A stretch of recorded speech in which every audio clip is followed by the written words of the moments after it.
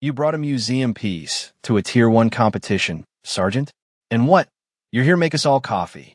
The crowd of hardened operators and international marksmen rippled with a wave of condescending chuckles and nervous laughter. The man who had spoken, Captain Vance, stood with his hands on his hips, a perfect picture of spit-shined arrogance, his voice echoing across the high desert firing range with practiced authority.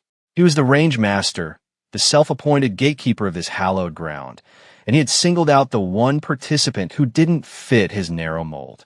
The target of his scorn, a sergeant whose nameplate simply read Morgan, offered no reaction. She didn't flinch, didn't sigh, didn't even meet his gaze. Her focus remained entirely on the task at hand, methodically unpacking a long, heavy case that held her rifle. Her silence was a vacuum in the swirling vortex of Vance's ego, a calm that seemed to irritate him more than any retort ever could. But when the four-star general observing from the distant command tower raised his binoculars, he wasn't looking at the captain's performative bluster. He was looking at her stance, the economical way her hands moved with a practiced grace that spoke not of inexperience, but of thousands of hours of ingrained muscle memory.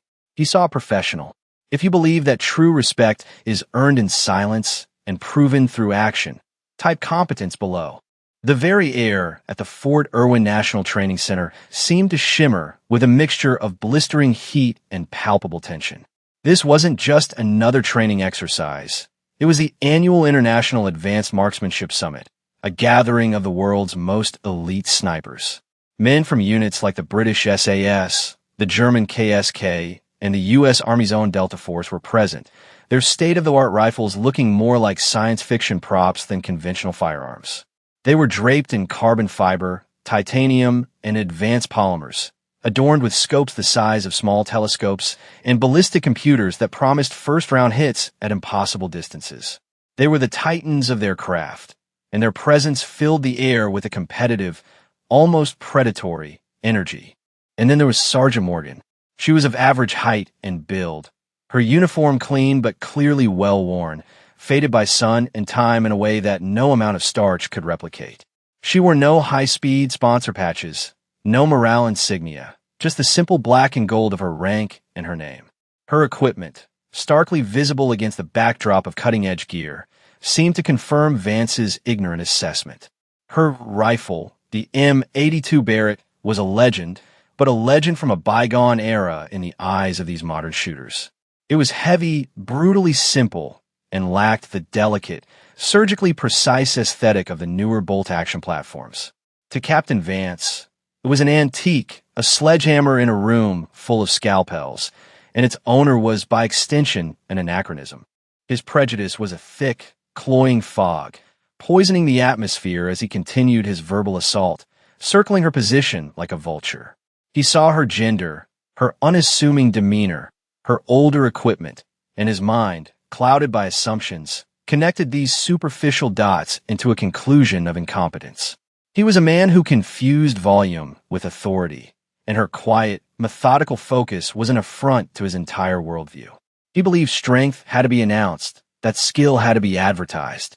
Morgan's quiet discipline was a language he simply did not understand, and like all things he failed to comprehend, he chose to mock it rather than investigate it. The other teams watched the unfolding drama with a mixture of amusement and discomfort. They were professionals, but the tribalism of elite units was a powerful force. They saw an outsider, an unknown, being put in her place by the local authority, and most were content to let the spectacle play out. They had their own missions to focus on, their own reputations to uphold. They did not see the subtle details the general saw from his perch. They didn't notice the way Morgan had positioned her shooting mat at a precise angle to the prevailing wind, a calculation made instantly and without instruments. They didn't see the worn leather of her data book, its pages filled with the neat, dense handwriting of a scholar of ballistics. They didn't recognize the almost imperceptible way she tested the tension of her bipod legs, ensuring a perfectly stable platform. They saw an unremarkable woman with an old rifle. The general, however, saw the quiet ritual of a master preparing her canvas. He had seen that same focused calm in the eyes of bomb disposal technicians in Baghdad and in the steady hands of trauma surgeons in Kandahar. It was the unmistakable signature of someone who had faced the ultimate pressure and had not been found wanting. It was the calm of absolute competence. Captain Vance, emboldened by the crowd's tacit approval and Morgan's continued silence, escalated his campaign of public humiliation. He treated her like a clumsy recruit who had stumbled onto the wrong range, his words dripping with a condescending paternalism that made several of the foreign soldiers shift uncomfortably. "Sergeant," he began, his voice laced with mock concern, "this is a very advanced course of fire. The targets are at extreme long range, and the wind conditions out here are notoriously treacherous.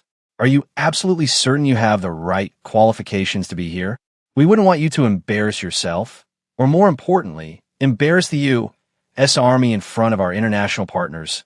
His statement hung in the dry air, an insult wrapped in the thin guise of professional concern. He was not just questioning her skill. He was questioning her very right to wear the uniform in this elite company. He gestured vaguely toward the other shooters, men who looked like they were carved from granite and steel. "These gentlemen are the best of the best. They live and breathe this work. They haven't just passed basic rifle marksmanship." The implication was clear and venomous.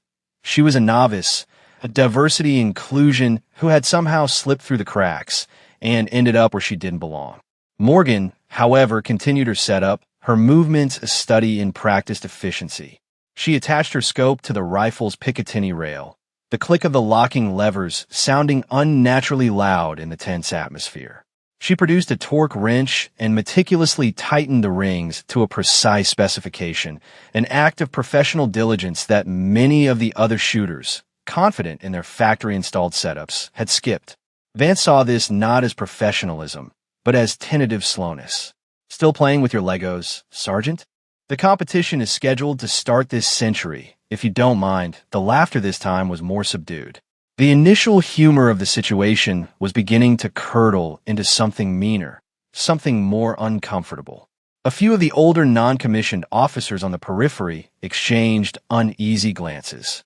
They recognized the toxic leadership on display, the brittle ego of a man who needed to tear others down to feel tall. But Vance was an officer, and the range was his domain. Their silence was a form of complicity, a quiet surrender to the established hierarchy. Morgan finally finished her setup.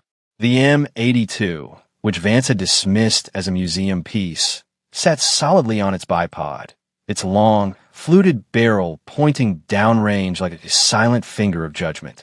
She lay down behind it, her body sinking into the earth as if she were taking root.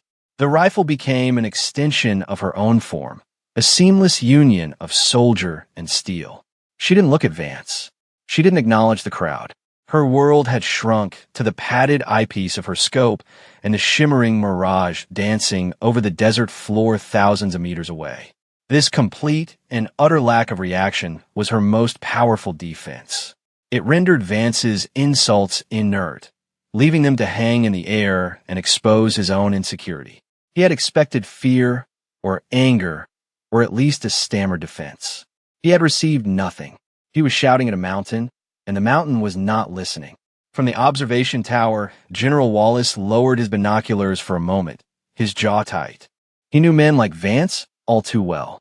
They were the hollow pillars of the military institution, strong on the outside, but lacking the core of true leadership that came from humility and respect.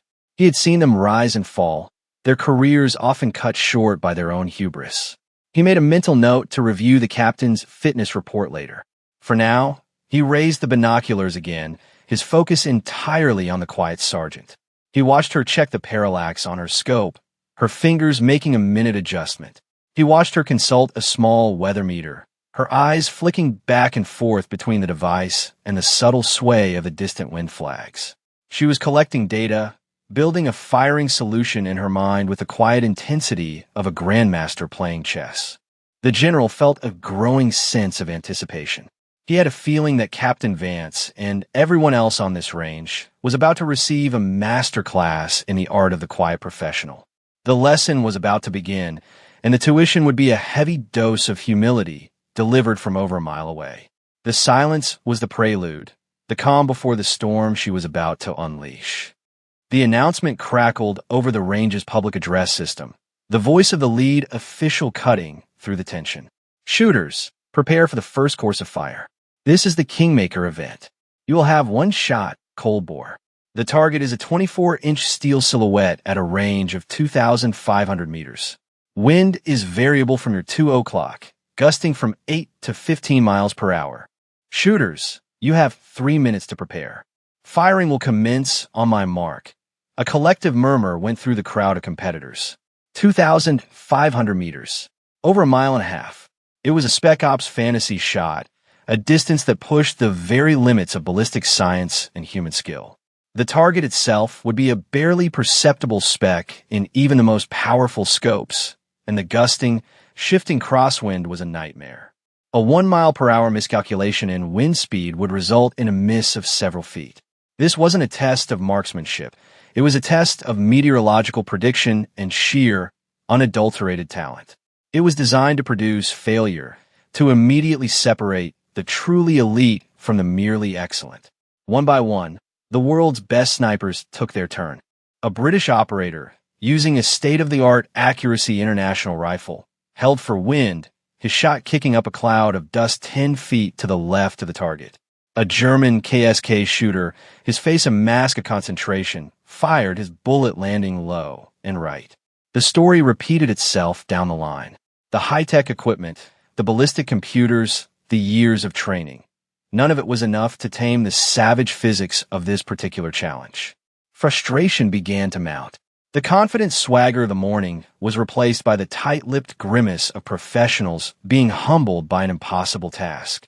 The faint, mocking silence from the distant target was more damning than any critique. Then came Morgan's turn. She was the last on the line. A wave of pity and morbid curiosity washed over the onlookers.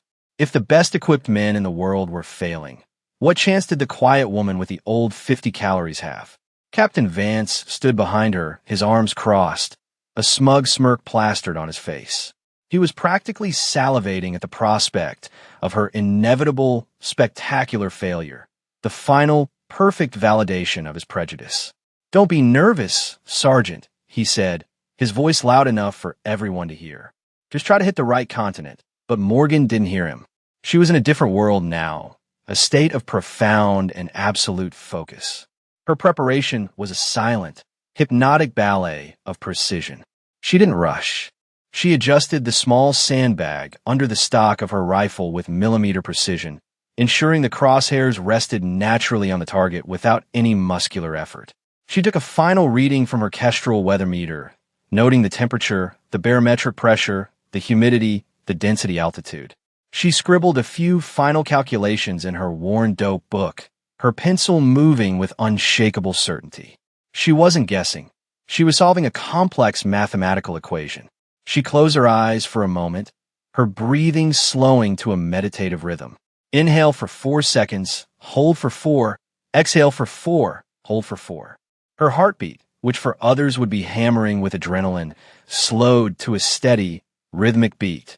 She was detaching herself from the pressure, from the watching eyes, from the weight of expectation. There was only the rifle, the wind, the target, and the unblinking laws of physics. She became a living instrument, a human component in a system designed for a single purpose: to deliver a small piece of metal to an exact point in space and time, a mile and a half away.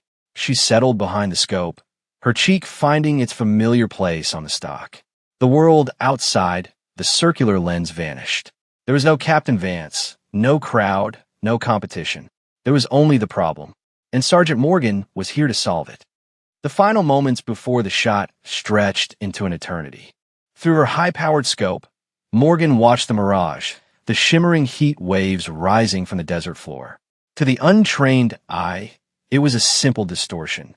To her, it was a visible representation of the wind's complex dance, a river of air she had to navigate. She saw the subtle shift as a gust picked up, watching the image of the target ripple and drift. She didn't fight the wind. She waited for it. She was waiting for the lull, the brief, predictable pause between the gusts that her instruments and experience told her was coming. Her finger rested lightly on the trigger, not with pressure, but with a patient stillness. Her entire being was focused on this single, fleeting moment of opportunity. The range officer's voice crackled.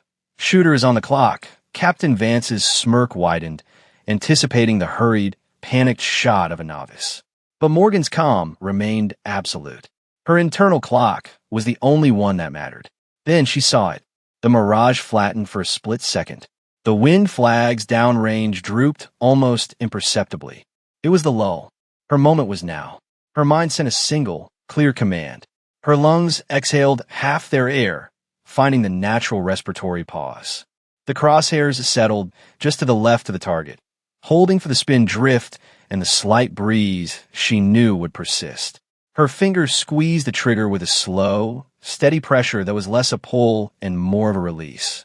The M82 erupted with a deep, concussive boom that was more felt than heard, a thunderclap that rolled across the valley.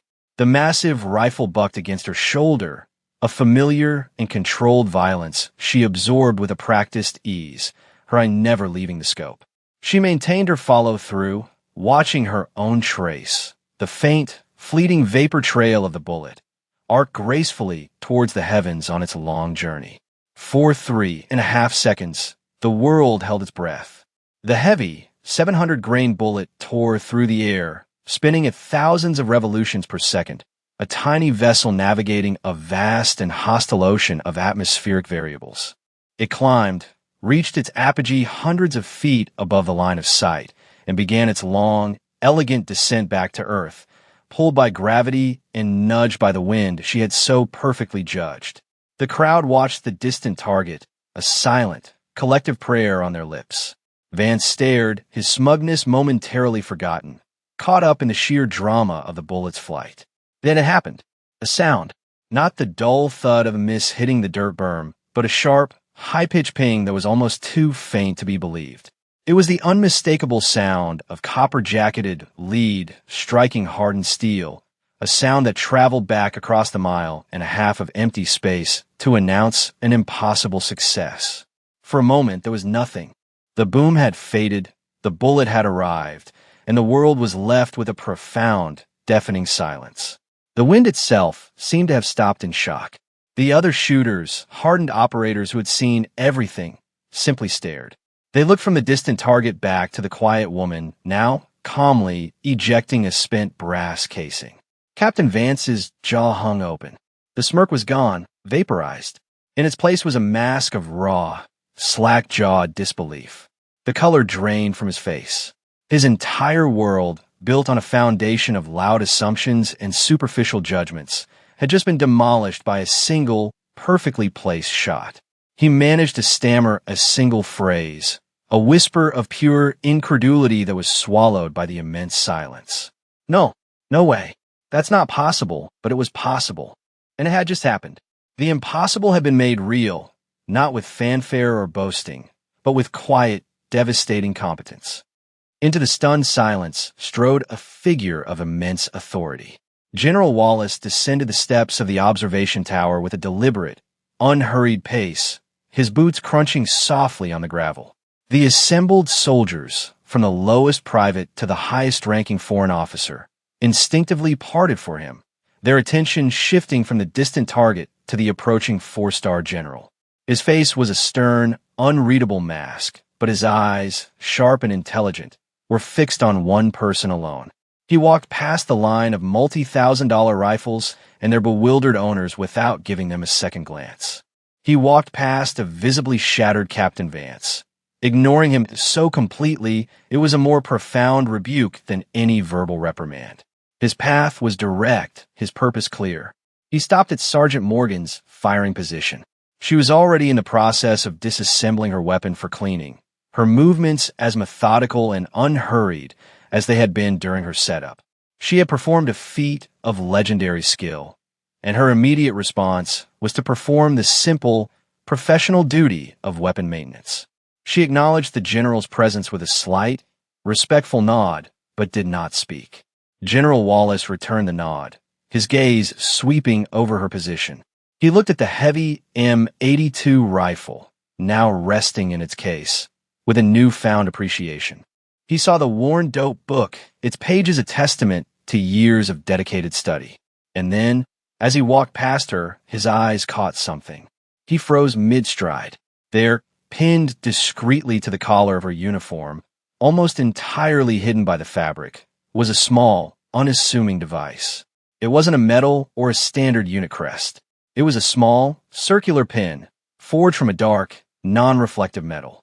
It depicted a stylized owl with a sword clutched in its talons, its eyes seeming to glow with a hidden intensity. To 99.9% of the people on that range, the pin was meaningless, a small personal affectation perhaps. But to General Wallace, a man who had spent 40 years in the deepest, most shadowy corners of the military world, it was like seeing a ghost. It was the unofficial crest of a unit that did not exist on any official roster. A unit whose budget was a black hole, whose missions were never acknowledged, and whose members were handpicked from the absolute apex of the special operations community. They were the ghosts, the problem solvers, the final option when all other options had failed. They were spoken of only in hushed whispers in secure facilities, a modern myth with a lethal reputation. Task Force Orion.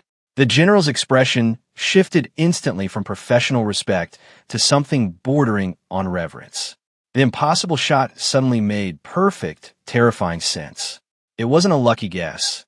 It was simply another day at the office for someone of her caliber. He turned on his heel, his voice cutting through the air with a new, urgent authority. He looked directly at his aide, a young lieutenant who had been trailing him. "Lieutenant, give me Sergeant Morgan's file. The unredacted one. Use my alpha-level clearance." Now the aide, sensing the seismic shift in the atmosphere, scrambled to comply, his fingers flying across the screen of his encrypted tablet. The mystery of the quiet sergeant was about to be officially and spectacularly solved. The aide returned in less than a minute, his face pale, his hand visibly trembling as he held out the secure tablet to the general. The weight of the information he had just accessed seemed to press down on him. General Wallace took the tablet, his eyes scanning the screen. The assembled crowd of operators watched in absolute silence, sensing that a foundational truth of their world was about to be rewritten. The general cleared his throat, but he did not raise his voice. He didn't need to. Every soldier on that range was straining to hear his every word. He began to read from the file, his voice steady and authoritative, each word landing like a precision-guided munition. Name, Master Sergeant Eva Morgan. He paused, letting the corrected rank sink in. She had been wearing the uniform of a lower grade, a common practice for members of her unit to maintain a low profile. Unit, classified. Task Force Orion, asymmetric warfare group. A wave of shock rippled through the soldiers who understood the reference. It was real. The legend was real. The general continued, his voice a relentless staccato of undeniable fact. Combat déploiement, Servantine. Afghanistan, Iraq, Syria, Yemen, the Horn of Africa, and other locations designated top secret/SC. The sheer number was staggering, more than entire platoons accumulate in their careers. Confirmed engagements, 312, a collective gasp went through the crowd. It was a number that placed her in the pantheon of history's greatest marksmen. Longest confirmed shot, 2,815 meters. Target was a high-value enemy commander. Shot was taken from an unstable platform on a moving naval vessel, the Kingmaker shot. The impossible feat they had all just witnessed was not even her personal best. Medals and commendations, Distinguished Service Cross, Silver Star with 3 oak leaf clusters, Bronze Star with Valor Device, Purple Heart with 2 oak leaf clusters, Presidential Unit Citation, Special Qualifications, Master Instructor, U.S. Army Sniper School, Graduate of Ranger School, Sapper Leader Course, Special Forces Qualification Course, Mission Classifications, Designated Tier 1 Operator, specializing in direct action, special reconnaissance, and counterterrorism. The list went on, a litany of elite schools, heroic awards, and secret missions that painted a picture not of a simple soldier, but of a living weapon, a national asset of the highest order. General Wallace finally looked up from the tablet, his gaze finding the ashen face of Captain Vance. The general's voice dropped, becoming quiet, cold, and utterly devastating. "Captain Vance," he said, the words precise and sharp. "You stood on this line, and you publicly berated the most experienced and decorated combat sniper in the entire United States Armed Forces. You questioned the equipment of a woman who has forgotten more about ballistics than you will ever know. You mistook quiet professionalism for weakness, and you mistook humility for incompetence. You have failed as a leader, you have failed as an officer, and you have dishonored this range." He let the condemnation hang in the air for a long, brutal moment. Then, he turned his back on the disgraced captain. He faced Master Sergeant Morgan, who had finished cleaning her rifle and was now standing at ease. General Wallace drew himself up to his full height, his posture perfect, his movements crisp. He executed a slow, formal salute. It was not the casual salute an officer gives a subordinate. It was the salute of a warrior acknowledging a master of his craft, a gesture of profound and unequivocal respect that transcended rank. "Master Sergeant Morgan," he said, his voice ringing with sincerity. "It is an honor to have you on my range." The sound of dozens of hands simultaneously striking rifle stocks echoed across the desert as every soldier on the line, American and foreign alike, followed their senior's lead and rendered a salute of their own. Arrogance had been silenced. Respect had been commanded. The story of what happened on that high desert range spread not like wildfire, but like a shockwave. It traveled instantly through the encrypted text messages of the operators who had witnessed it, their words a flurry of disbelief and newfound reverence. "You won't believe this. The quiet sergeant from yesterday? She's Orion by evening." The tale was being told in hushed, awed tones in the barracks at Fort Irwin, in the mess halls at Fort Bragg, and in the ready rooms of air bases halfway around the world.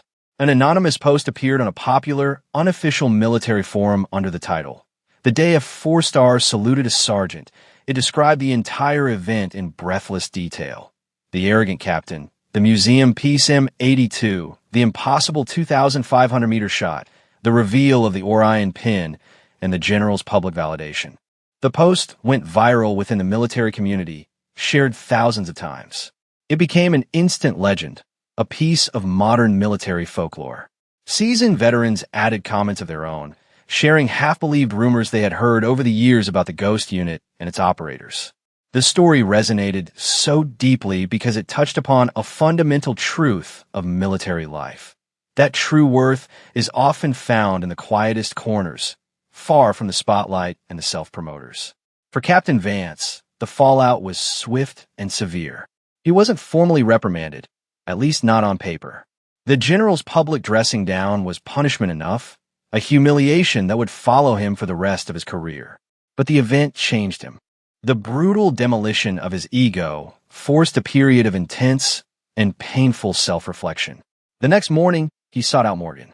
He found her not on the range, but in the base library, quietly reading a book on advanced meteorological science. He approached her without his usual swagger, his posture stooped, his eyes downcast. "Master Sergeant," he began, his voice barely a whisper. There are no words. My behavior was inexcusable. It was unprofessional and dishonorable. I am truly sorry." He offered no excuses, no justifications. It was a simple, sincere, and complete apology. Morgan looked up from her book, her expression neutral. She listened to him, and when he was finished, she simply nodded. "We all have a job to do, Captain," she said, her voice calm and even. "Focus on yours. Ensure the men and women on your range are treated with the respect they deserve, regardless of their rank or their equipment. That's how you can make it right." She didn't offer forgiveness because it wasn't hers to give. She offered a path forward, a professional course of action. Her grace in that moment was as profound as her skill on the range. It cemented her legend not just as a great sniper, but as a great leader. Vance walked away a humbled and ultimately a better man. The lesson had been brutally delivered, but it had been received. The shockwave of her actions was not one of destruction, but of reconstruction. The International Advanced Marksmanship Summit continued for the rest of the week, but its entire character had changed. The atmosphere of cutthroat competition had been replaced by one of collegial learning and mutual respect. The focal point of this new environment was Master Sergeant Morgan. The other competitors, the elite operators from around the world who had initially viewed her with suspicion, now approached her with a quiet reverence. They didn't challenge her. They sought her counsel. A grizzled veteran from the Australian SAS, a man with a chest full of medals of his own, found her after a training session and asked, "Ma'am, that hold off for the wind. I've never seen anyone read the Mirage like that. Could you? Could you show me what you were looking for?" Morgan, without hesitation, spent the next hour with him, sketching diagrams in the sand, explaining the subtle physics of light and air, sharing the hard-won knowledge of a lifetime spent mastering her craft. She mentored a young Army Ranger, helping him refine his trigger press. She discussed ballistic coefficients with a German engineer. She offered her knowledge freely, without ego or condescension, her words always sparse, precise, and impactful. She taught them that the most advanced piece of equipment is the disciplined mind of the operator behind it. The physical landscape of the range was also permanently altered. The specific firing point from which she had made the Kingmaker shot became an unofficial landmark. Younger soldiers, hearing the story, started referring to it as Morgan's Perch. The name stuck. Range control eventually bolted a small, simple brass plaque to the concrete shooting bench. It didn't bear her name or rank. It was engraved with only the date, the distance to 500 m, and a single word. Competence. It was a silent, enduring testament to the day's events. In the main range control tower, the official photograph of the competition winners was hung on the wall. But next to it, in a place of equal prominence, was a different photo. It was an unofficial snapshot taken by one of the range officials in the moments immediately following the shot. It showed Morgan, still lying behind her rifle, her face a mask of serene focus, her eyes still looking downrange. In the background, the blurred figures of the other shooters could be seen, their faces a mixture of shock and awe. The image captured the very essence of the quiet professional. Calm at the center of the storm, her actions speaking with a volume that no shouted boast could ever hope to match. The photograph and the plaque became institutional artifacts, their stories passed down to every new group of soldiers who trained on that hallowed ground, ensuring that the lesson of that day would never be forgotten. A year passed. The dust of the high desert had long since settled, but the legacy of Master Sergeant Morgan's visit had taken deep root. The story of the Kingmaker shot was now a foundational piece of institutional folklore at the Army Sniper School. Instructors used it as a teaching parable on the very first day of the course, a powerful lesson about the dangers of assumption and the supreme virtue of humility. The tale was used to strip away the ego of new recruits, to remind them that the loudest voice on the range is rarely the most skilled, and that true strength is measured not in words, but in performance. It was a story about how a single, perfectly executed action could recalibrate an entire culture, reminding everyone that respect must be earned through demonstrated competence, not demanded by rank or reputation. Captain Vance was still the range master, but he was a profoundly changed officer. He had become one of the most ardent keepers of the Morgan legend. It was he who now personally told the story to every new class of snipers, using his own ignorant prejudice as the narrative's central point of failure. "I looked at her," he would say, his voice filled with the quiet gravity of a man who had learned his lesson the hard way. "And I saw everything but the soldier. I saw her gender, I saw her quiet demeanor, I saw a rifle I thought was outdated. I judged the cover and was proven to be a fool. Do not make my mistake. Look for competence. It is quiet, it is humble, and it is the most dangerous thing on the battlefield." His personal testimony gave the story an undeniable power, turning his greatest professional failure into his most effective teaching tool. Master Sergeant Eva Morgan, true to her nature, had vanished. Shortly after the competition, she had been reassigned, moving on to the next undisclosed location where her unique skills were required. She left behind no forwarding address, no personal mementos, only an empty locker and a legend that grew with each retelling. Her legacy was not etched onto a trophy or framed in a hallway.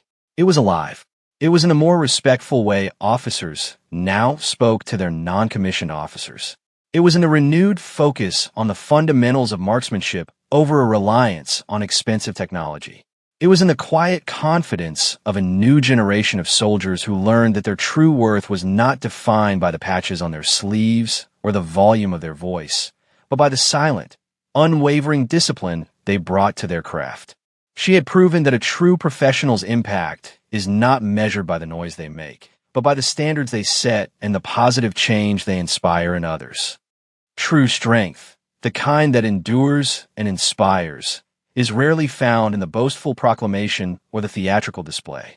It does not demand attention, for it is confident in its own existence. It resides in the quiet places, in the steady hands of the master craftsman, in the unwavering focus of the dedicated scholar, and in the silent discipline of the consummate professional. It is a force that is felt rather than heard, a presence that commands respect through action, not assertion. Master Sergeant Eva Morgan was more than just an exceptional soldier. She was the living embodiment of this principle. She walked onto a stage filled with peacocks and, without saying a word, demonstrated the supreme power of the eagle. Her silence was not a weakness. It was a shield. Her humility was not a liability. It was her camouflage. She operated from a place of such deep and unshakable competence that the petty insults and ignorant assumptions of lesser men could find no purchase. They simply washed over her, as insignificant as dust in the wind she knew so well how to read. Her single, perfect shot did more than just strike a distant steel target. It was a moral statement. It was a physical manifestation of the idea that truth, skill, and dedication will ultimately triumph over prejudice and arrogance. It shattered a wall of ignorant assumptions and, in the ensuing silence, created a space for respect to grow. The legacy she left behind was not a memory of one incredible feat, but a living, breathing change in the culture of the institution she served. She taught an entire community that the most valuable asset a warrior possesses is not the weapon in their hands, but the character in their heart. True legacy isn't what you leave behind in your wake. It is what continues to move forward in the people you inspire, a quiet ripple of excellence spreading ever outward. For more stories where quiet competence triumphs over loud arrogance, and where silent discipline defines their worth, subscribe to Unknown Heroine Tales.